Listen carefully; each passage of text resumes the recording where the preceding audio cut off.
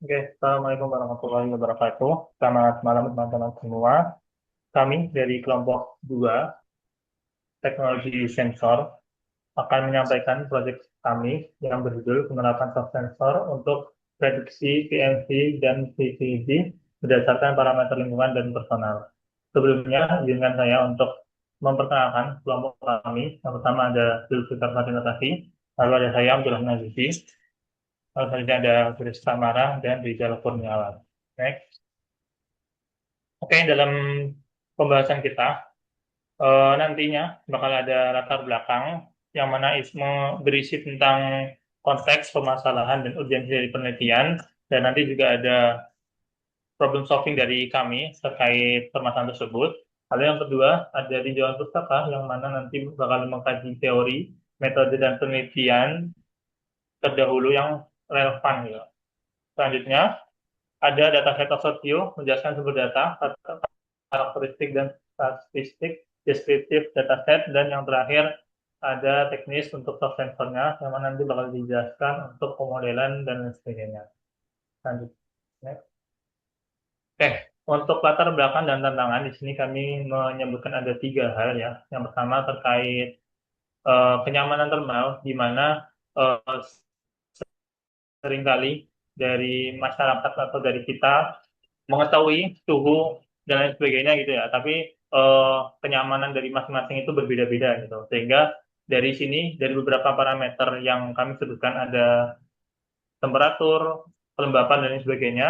Di situ akan adanya dari parameter tersebut akan menyatakan kenyamanan sehingga ruangan tersebut memiliki produktivitas kesehatan bagi penghuninya. Di sisi lain juga nanti bakal ada evaluasi terkait standar dalam menggunakan PMV dan PVD.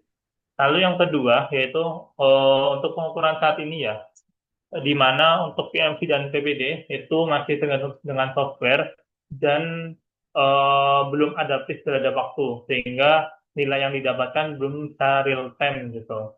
Jadi hanya dengan memasukkan nilai-nilai sehingga bakal dapat apa namanya nilai dari PMV dan PPD itu sendiri gitu. Belum secara real time kita mengetahui di ruangan tersebut apakah sudah sesuai standar, apakah sudah sesuai standar rata-rata kenyamanan dari eh, masyarakat begitu. Lalu yang ketiga yaitu masalah utama dari proyek tersebut yaitu belum adanya sensor secara langsung ya yang mendeteksi PMV dan PPD itu sendiri. Dan yang kedua, data yang diberikan tidak real time ya sehingga membatasi implementasi kontrol otomasi dari bangunan cerdas atau smart building. Next. Oke, untuk solusi dan manfaat praktis ya yang kami berikan yaitu soft sensor cerdas, di mana kami mengembangkan soft sensor sebagai sensor virtual pintar, sistem mengolah variabel lingkungan makro yang mudah diukur menjadi estimasi parameter PMV dan PPD yang akurat. Di sini ada beberapa komponen ya, beberapa komponen yang bakal kami cari nilainya ya, seperti kelembapan, temperatur, dan lain sebagainya gitu ya. Di mana dari data tersebut akan masuk ke dalam soft sensor, dan dari soft sensor itu akan menghasilkan PMV dan PMD secara real time. Seperti itu. Nah, dari soft sensor yang kami berikan tadi, yang kami hasilkan tadi, bakal memberikan 4 rekomendasi untuk apa namanya nilai yang sudah kami dapatkan. Yang pertama yaitu untuk rekomendasi pakaian ya untuk orang-orang yang berada di bangunan tersebut gitu tuh. Seperti saran ketebalan pakaian dan lain sebagainya bagi penghuni ruangan atau bangunan tersebut. Hal yang kedua adanya kontrol HVAC yang presisi, di mana untuk kontrol ini digunakan untuk optimasi otomatis pendingin atau ventilasi agar hemat energi. Jadi bisa bergerak secara otomatis lah untuk pendingin atau pemanas di bangunan tersebut gitu.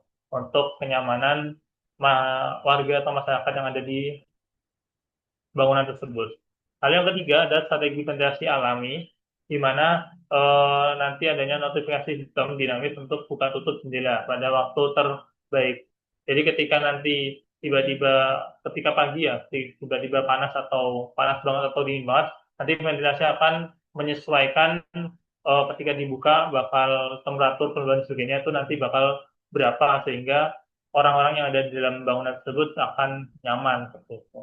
Hal yang terakhir adanya gedung smart building ya yang lebih maksimal gitu ya, gedung cerdas yang lebih maksimal gitu ya, sehingga peningkatan kenyamanan termal penghuni dengan efisiensi energi lebih optimal seperti itu. Next. Oke, selanjutnya kami akan memaparkan bagian tinjauan pustaka yang menjadi landasan teoritis dari proyek soft sensor kami ini. Jadi, fondasi utama dari penelitian ini adalah kenyamanan termal. Hal ini sangat krusial karena kenyamanan di dalam ruangan berpengaruh pada produktivitas, fokus, dan kesehatan penghuni dalam gedung. Untuk mengevaluasi kenyamanan ini secara ilmiah, kami mengacu pada parameter standar internasional ISO 7730 dan S-Ray standar 55. Apa itu PMV dan PPD? Jadi PMV itu Predicted Mean Vote. Nilai ini untuk menilai sensasi termal rata-rata dalam skala -3 yaitu sangat dingin dan +3 yaitu sangat panas. Sementara PPD atau Predicted Percentage Dissatisfied itu memprediksi persentase orang yang tidak puas dengan kondisi termal di dalam ruangan. Untuk parameter yang kami gunakan itu ada dua, yaitu parameter lingkungan yang mencakup suhu udara, kelembapan, kecepatan udara, dan suhu radiasi. Sementara parameter personalnya yang adalah aktivitas atau metabolisme tubuh dan isolasi pakaian. Untuk grafik, ini adalah grafik PPD as function of PMV. Jadi garis X itu PMV dan garis Y itu PPD. Dapat kita lihat di sini bahwa semakin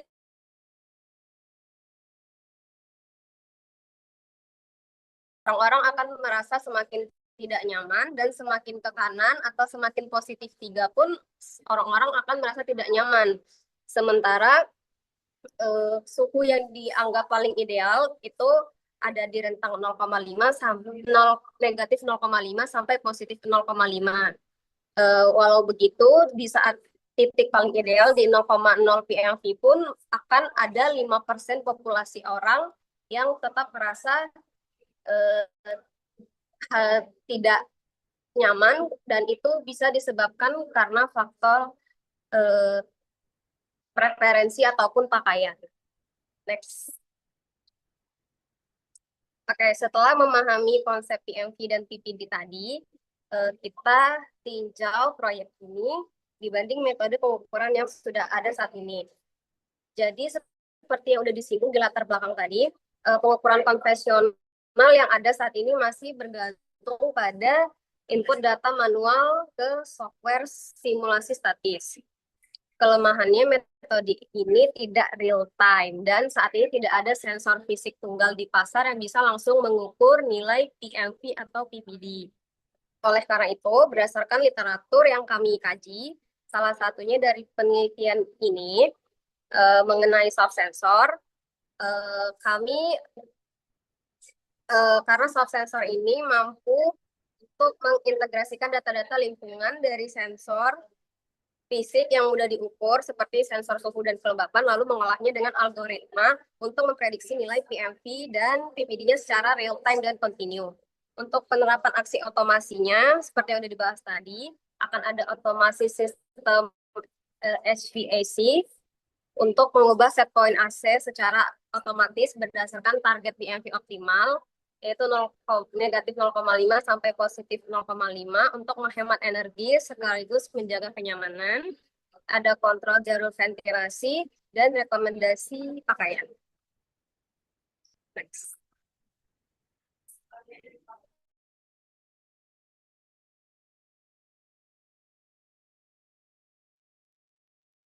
Oke, selanjutnya terkait latar belakang dari dataset itu sendiri, nilai basis data penelitian sumber terbuka itu diperlukan dalam memajukan seni dan ilmu HVAC. Maka pada tahun 2014 proyek thermal convert dari kepemimpinan pusat lingkungan terbangun Universitas California di Berkeley dan laboratorium kualitas lingkungan dalam ruangan Universitas Sydney. Proses ini dimulai dengan pengumpulan dan harmonisasi data mentah secara sistematis dari 2 dekade terakhir studi lapangan kenyamanan thermal di seluruh dunia. Basis data akhir terdiri dari studi lapangan yang dilakukan antara tahun 1995 dan 2015 dari seluruh dunia dengan kontributor yang merilis data mentah mereka ke proyek untuk disebarkan lebih luas kepada komunitas penelitian kenyamanan thermal. Setelah proses penjaminan mutu, terdapat total sekitar 81.000 baris data yang berupa pasangan suara kenyamanan subjektif dan pengukuran instrumental objektif dari parameter kenyamanan thermal. Sebanyak 25.000 baris data tambahan dari basis data ASRE RP884 ASI disertakan sehingga jumlah total entry-nya menjadi sekitar 100.000. Basis data ini dimaksudkan untuk mendukung berbagai pertanyaan tentang kenyamanan thermal di lingkungan lapangan. Next. Kemudian untuk metode pengambilan data untuk datasheet sendiri itu dibangun dengan persyaratan khusus. Yang pertama, data harus diambil dari lapangan sehingga penelitian mewakili bangunan dan orang yang nyata. Yang kedua, baik data instrumental iklim dalam ruangan seperti parameter suhu, kelembapan relatif, kemudian laju aliran udara, dan subjektif seperti uh, rasa puas dan tidak puas, nyaman dan tidak nyaman diperlukan sehingga direkam pada waktu dan tempat yang sama. Dari yang dilakukan oleh peneliti asli bukan temuan yang telah diproses atau dipublikasi. Data mentah selanjutnya perlu disertai dengan buku kode pendukung yang menjelaskan konvensi pengkodean yang digunakan untuk kontributor data untuk memungkinkan harmonisasi dengan standar. Next. Yang kelima, semua kumpulan data dari studi individual tunduk pada proses penjaminan mutu yang ketat sebelum diasimilasi ke basis data. Tim peneliti melakukan validasi akhir dengan terlebih dahulu membandingkan setiap kumpulan data mentah dengan publikasi terkait yang disediakan oleh kontributor data untuk mencegah kesalahan transmisi. Next. Yang variabel-variabel di dalam datasheet sendiri itu variabel yang variabel-variabel dalam datasheet ini seperti yang pertama PMV itu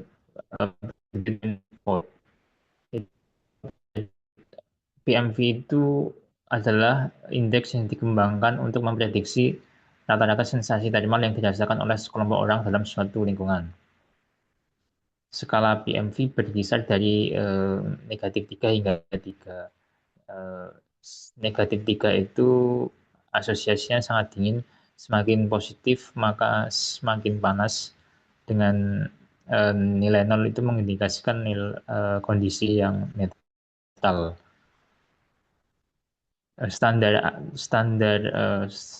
Menurut standar umumnya itu PMV itu normalnya atau nyamannya itu di rentang negatif 0,5 hingga 0 hingga plus 0,5.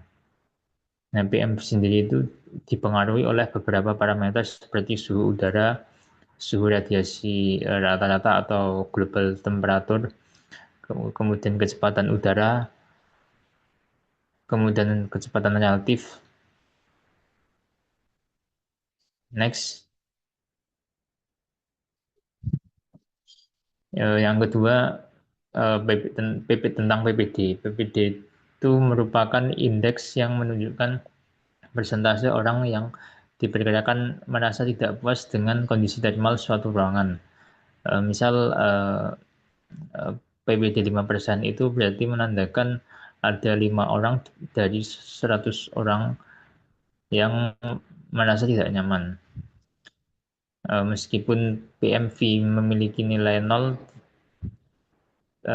bisa saja nilai PPD itu juga tidak bernilai 0. Menurut standar umumnya, nilai PPD yang dianggap nyaman memiliki nilai kurang dari 10%. Terdapat keterkaitan antara PPD dan PMV, yang mana semakin nilai PMV menjauhi 0 itu maka semakin besar presentasi nilai PPD. Next.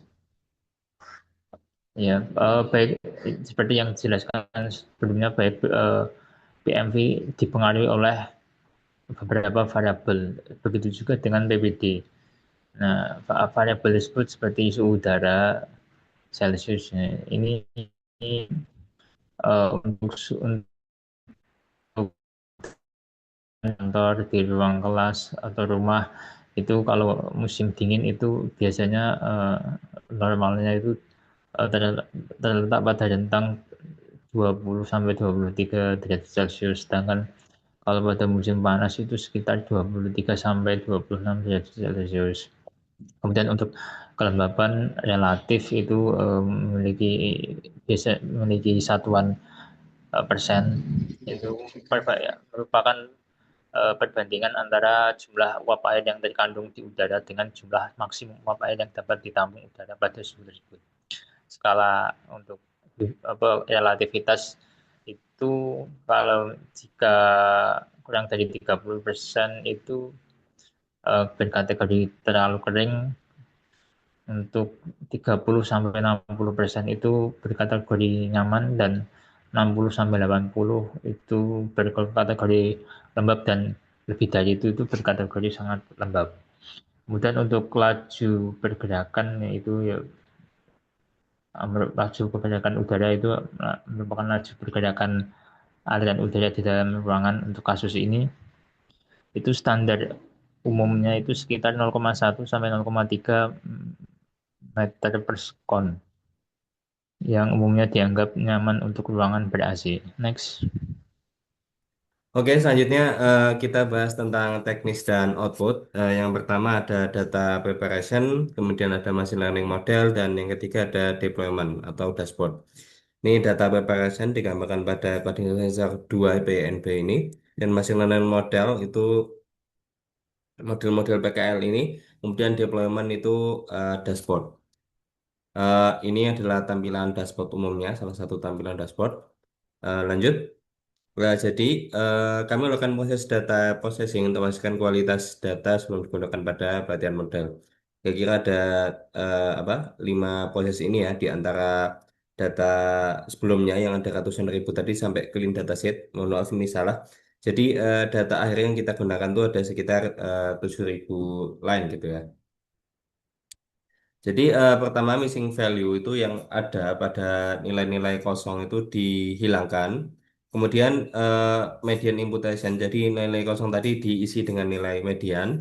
Kemudian outlier tadi dihilangkan agar tidak mendapatkan hasil yang tidak linear. Lanjutnya dilakukan encoding, kemudian scaling menyesuaikan data-datanya. Lanjut. Setelah data siap, kami bandingkan beberapa data. Itu kami train dengan algoritma machine learning. Ini ada 4. Pertama ada regresi linear, kemudian ada random forest, ada XGBoost, dan CatBoost. Ini mungkin hasil dari masing-masingnya. Bisa dilihat bahwa hasil terbaik itu CatBoost ya, dengan nilai linear test di 0,94, RMSE-nya di 0,38. Jadi kami memilih CatBoost untuk dijadikan model pada output kami. Lanjut, untuk sensor ini mendapatkan hasil terbaik. Kami tidak puas dengan CatBoost sekali saja. Kami melakukan tuning, yaitu dengan grid search CV eh, dan tambahkan randomize itu ya di duanya itu.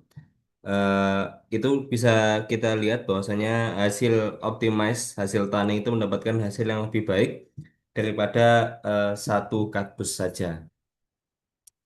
Kemudian setelah model selesai dikembangkan, tahap berikutnya adalah deployment mode, menjadi soft sensor yang digunakan secara langsung. Jadi file codingan tadi menghasilkan scalar, mohon maaf, kardus PKL dan scalar PKL yang tadi dijelaskan itu kemudian dipanggil untuk menghasilkan dashboard pada codingan berikutnya. Jadi keluarannya itu dua input yang sudah dijelaskan tadi, PMV, predicted mean vote, dan PPD atau predicted percentage of dissatisfied. Lanjut, ini adalah outputnya, output dashboardnya. Eh, ini yang paling final tuh di bagian paling kanan dan bagian tengah itu yang kami harapkan sebelumnya, cuman codingan kami belum bisa merasakan hal itu. Kalau yang pertama ini ketika proses pelatihan model kami menggunakan ini untuk mengeceknya.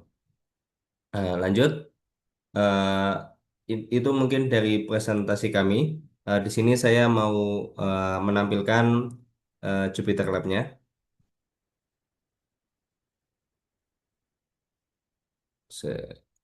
Mohon maaf.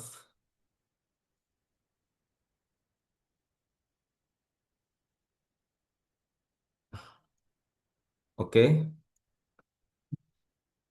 sudah terlihat. Jadi ini untuk proses codingannya. Melihat head, buka, kemudian ini adalah korelasi heat map-nya. Jadi dari korelasi ini kita menentukan mana variabel-variabel yang akan kita gunakan pada prediksi PMV. Lanjut, nah kami menghapuskan nilai-nilai yang tidak diperlukan.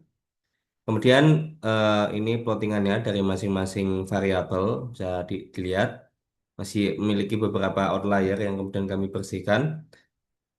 Nah, selanjutnya dari data tersebut kami melakukan pertama linear regression, bisa terlihat linearitasnya. Lihat masih ada beberapa jarak. Kemudian cut boost regressor yang kami gunakan. Kemudian random forest sama expose regressor. Kemudian kami melakukan perbandingan tuning dan kami jadikan grid search dengan cut boost regressor. Kami deploy menjadi model cut boost dan model scalar. Kemudian kami melakukan tren lagi randomized search, jadinya sama seperti Graces, cuman ditambahkan modul berbeda. Lanjut, dan ini hasilnya, hasilnya lebih baik lagi. Ini yang kami gunakan pada model kami. Jadi kami deploy ulang. Selanjutnya kami coba, jadi bisa ditampilkan ini. Hasilnya expose dan Cadbus itu mendaki hasil yang benar ya. Sebenarnya Cadbus sendiri itu agak jauh jika langsung. Lanjut saja, ini untuk dashboardnya kami menggunakan kode seperti ini. Jadi bantuannya dengan custom printer dan printer. Lanjut, kita coba jalankan.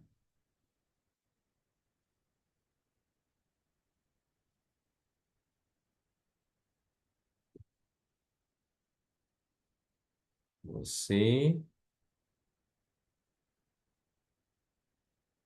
25 10 0,5 27 1 1 ya, kan, gitu, nah, bisa dilihat hasilnya 0,9 netral dan coba kita misal berada di dekat kompor misalnya nanti hasilnya jadi panas, tidak nyaman. Dan kita coba misal di dekat kita masuk ke dalam kulkas misalnya, nah hasilnya jadi kedinginan. Mungkin itu dari kami, dimanapun kalian berada. Terima kasih atas kesempatannya. Selamat malam, selamat siang, selamat pagi. Wassalamualaikum warahmatullahi wabarakatuh.